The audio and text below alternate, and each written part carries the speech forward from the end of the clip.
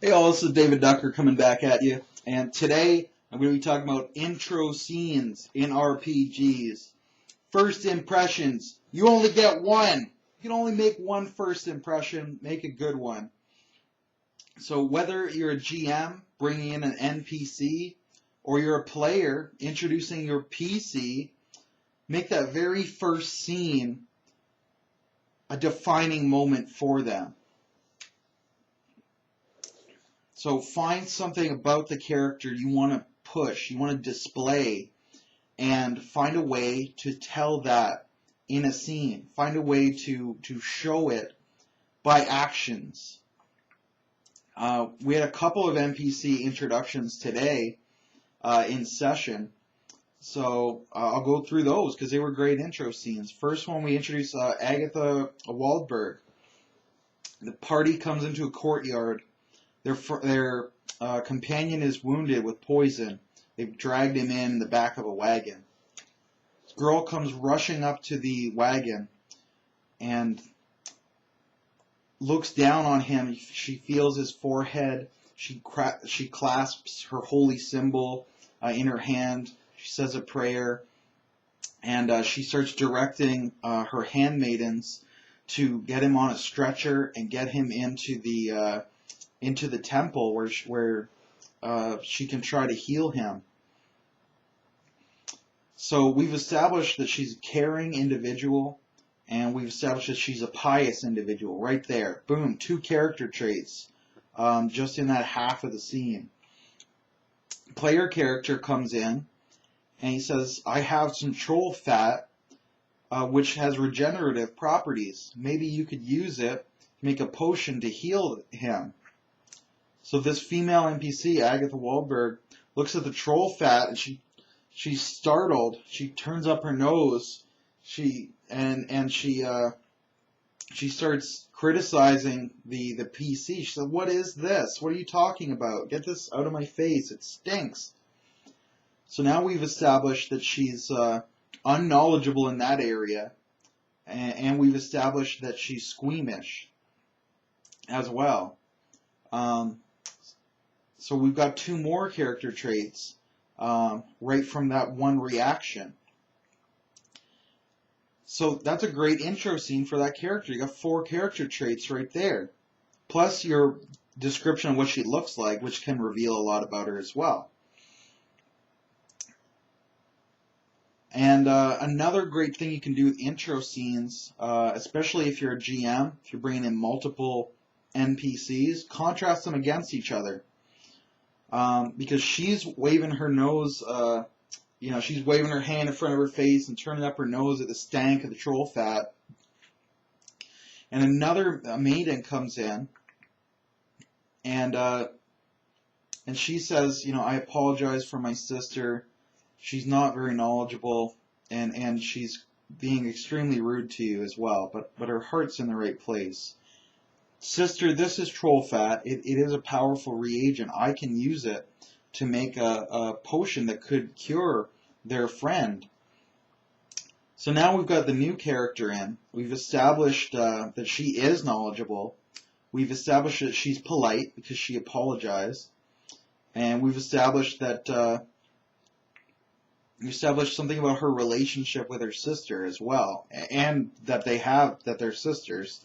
But also something about their relationship, that she'll apologize for her, and that she feels the need to correct her directly.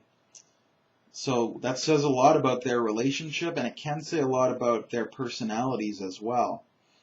In this case, the big sister looking out for the younger sister, trying to teach her things, and just trying to look out for her in general. So we got 2 NPCs. They look almost identical. They're sisters. There's a couple year age difference. They dress only slightly differently. But by having them both in the same scene, contrasting them against each other, now the players know which is which because they've shown the differences. So it's a great tool, that contrast. But also now those characters are both established real quick and just in that one scene. Same thing when you're bringing in a player character.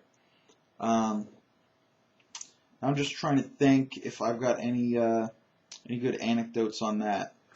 My main man, James Duffy, bringing his new character, Theodore Lyons. So the party walks into a tavern. It's a nicer tavern, but there are some rowdies kind of in the corner, and the rowdies feel up one of the waitresses, and the party, and she yells at them, and she's upset, and they're just laughing, and they're drunk, and they're being lewd and rude and crude, showing attitude to her. And before the party can do anything, James intros his new character. He says, you see, a tall, muscular, ugly man with black, bristly hair wearing a white tabard. And he strides over and he pulls the waitress away from them, and he turns back to them, and he glares, and one of the rowdies kind of smirks at him, and then he goozles him in the throat, and he presses him up over his head, and he lawn darts him out through the window. He smashes him right through the window. And then the other rowdies scatter like flies, and they're terrified. One of them jumps out the window after him just to get away from this guy. So right there, that says a lot about his character. First of all, he described him visually, which is always do that. But then he showed that he's willing to interject into another situation, especially to protect someone. In this case, a woman.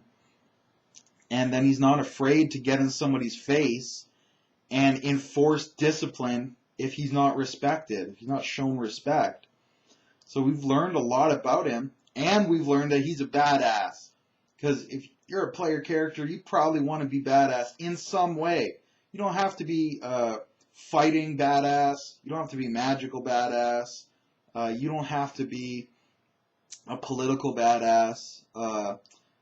But you should have some aspect that makes you cool. And your intro scene needs to show that off. Show off why you're cool, why you should join the party, why the players and their characters should be excited to have you with them. I always say you're in competition with every other player within 50 miles.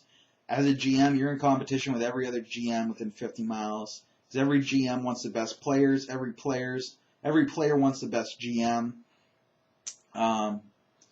So that's why you got to work hard. You got to do well. And a great way to do well, first impression. Make a good one. Make it count. You don't get a second one. Have a good intro scene. Show off your character, the cool factor. So that's my ramble on intro scenes. Try to think about them in advance.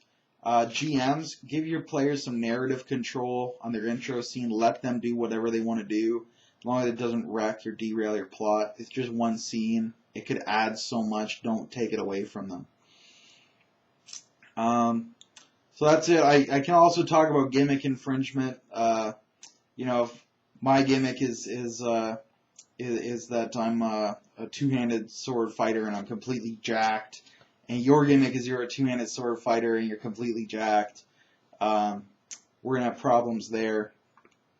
So just remind me of the gimmick infringement as well. Because I've seen that where two people intro their characters and they're both putting the same thing over.